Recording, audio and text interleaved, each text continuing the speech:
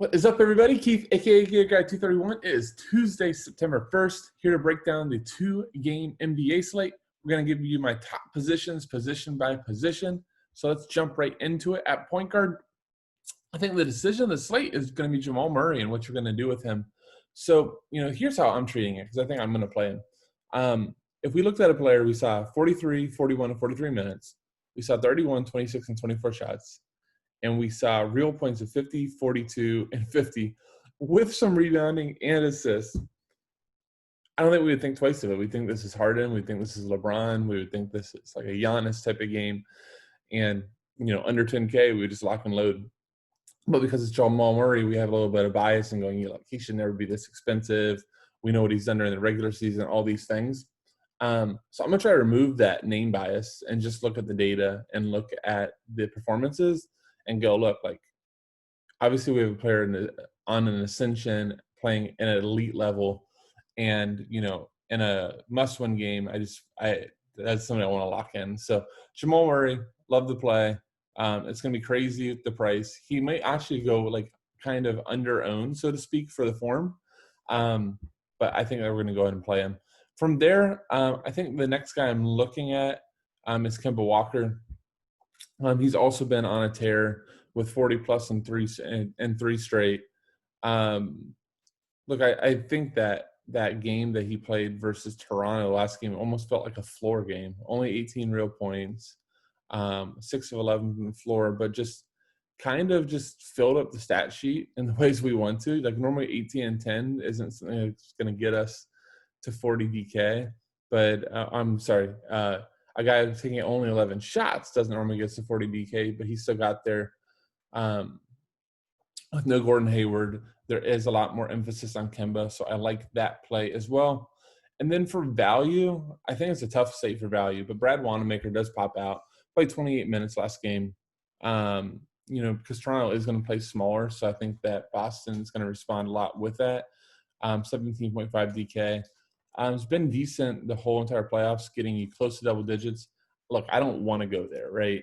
But depending on how your builds shake out, you might need somebody in that sub 4K range. And I do think WANAMAKER is very much playable. Let's go over to shooting guard.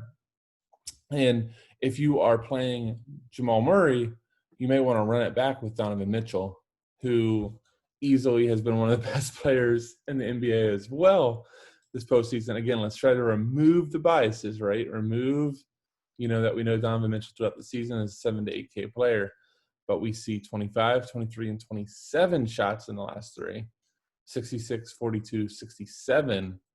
And you go, would I lock that player in? I think he's less of a lock than Murray because Murray's just adding extra rebounds, extra assists, and that much more usage than Mitchell. But that being said, if you're going to play one, the two kind of went one mano a mano last game. So it makes a lot of sense to run it back with the other. From there, I do think that, Fred VanVleet is very in play, but I'm going to highlight Marcus Smart. Sorry, I clicked on JAYLEN Brown. We'll talk about him as small forward. Marcus Smart, who I think will be very, very popular because of his price point. It's weird to say $6,000 for Marcus Smart is going to make him popular and a good price. But realistically, the slate is really tough and really tough pricing. But he played 31 minutes last game. Since Hayward went down 39, 43, and 31 minutes, is taking close to double-digit shots. And, look, with Marcus Smart, there's a lot more than just scoring. It's great that he got 21 points last game. But normally he is going to get you some boards. He's going to get you assists. Especially on FanDuel, he's going to get you steals, which are worth an extra point. So I think he's very, very fine at $6,000. I do worry about the ceiling on the price. But look, when we're talking about the builds that I've been kind of staring at, it's tough. Finally, I do think it's worth noting, as just a dart, at Gary Harris.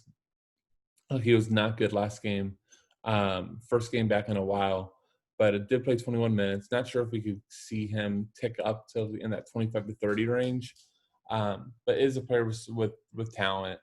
Yeah. I think I'm pushing it. I don't think I'm going to be playing Harris, but I do think it's just worth noting that value. Small forward, I'm going to take care of Tatum at the power forward spot, but JAYLEN Brown, look, had a rough game last game out, 6 of 18 from the floor. But the opportunity for Brown to have a big game is really, really there if he could ever start shooting the ball. 9 3-pointers the last 2 games, 18 and 15 shots, just shooting the ball terribly. Yes, I think if I remember right too, he started the game super well, and I looked back in the fourth quarter. I'm like, wow, he just stopped. But Jaylen Brown's still immense talent. I do think that, God, the tag scares me. But the tag scares me on everybody in this slate, right? So I think eventually we're going to have to get past it and go, which guys give us really close to 5x floor and can give us a ceiling if they're actually shooting the ball well. And I think Brown fits that bill. From there, I think that we also need to take a long look at Jerami Grant. I could easily talk about the power forward spot, but I'm just going to talk about him here. I just love the minutes. I'm actually shocked that the rebounding isn't as low as it is. He's always been a guy that's hit the glass really hard. I think he's not honest guy locked in my lineups to 5,100. He's one of the most fairly priced players on the slate, playing huge minutes, 36, 40, and 35. Yeah, I'm just going to lock and load Jerami Grant here. Eventually, he's going to have a big game too. If he shows up with 30 to 35 DK, I will not be shocked at all. Finally, I think OG is the guy I'm close to hitting a lock button on as well. Again, it's just crazy to say lock button on these guys that are barely hitting 5x, but that is tonight's slate. But 33 minutes last game, only shot 4 for 6, but did have a good all-around game, getting 12 and 7. The talent with OG, like Jerami Grant, is huge. We know that there's big upside here. He's the 4th to 5th option most times on the floor for Toronto. But we've also seen OG just show up with 40 to 50-point games. So at 4,800, I like that upside. Let's go to power forward, where Jason Tatum, I think, is a very good play. The thing with Jason Tatum is you play him and you immediately may be giving up either Murray or Mitchell. So you have to just make that decision ahead of time. Here would be my thing. For less than 5 or 600, you get so many less shots than those other two.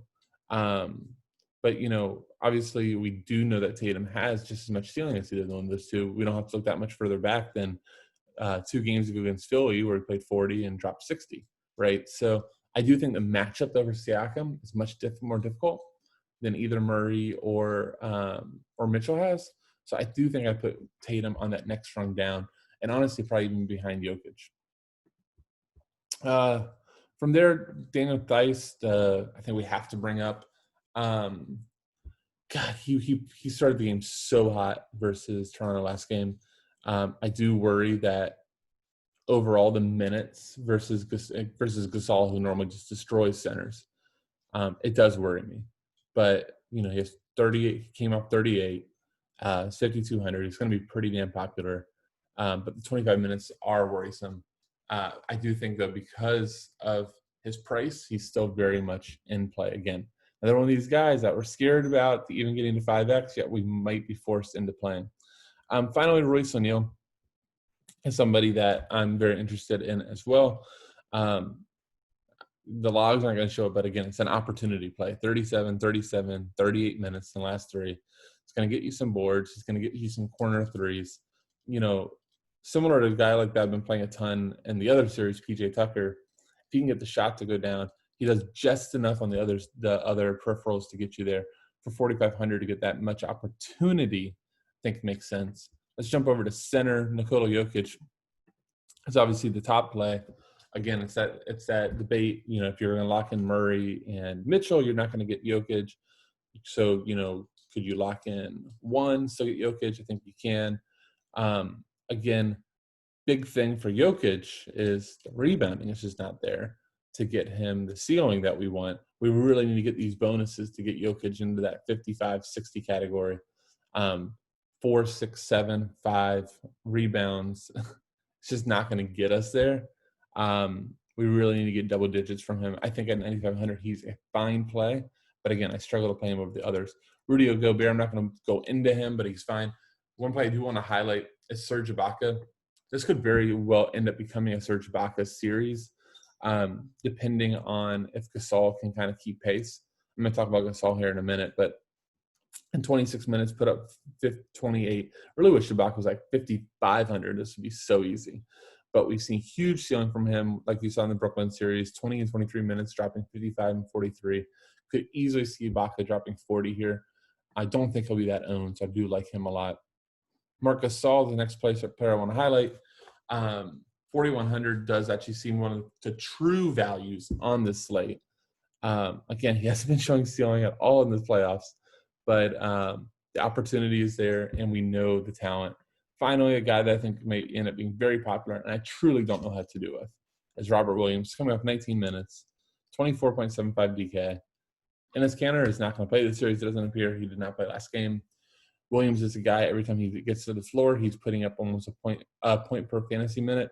The issue is, like, if he flat out did not play for a coach's decision, you wouldn't be shocked at all. So I think there's a risk there, but I looked at some projections this morning, and he's popping on a lot of them. I'm not sure if I'm there yet. Like, I'd probably want to play like WANAMAKER. That's just my the way I go is like I flee towards safety when it comes to these value plays. But look, from an upside perspective, Williams can definitely get you there. All right, gents and ladies, I hope that this helps. Thank you all so much for watching. Make sure you hit the subscribe button at the bottom right, and good luck tonight. See you.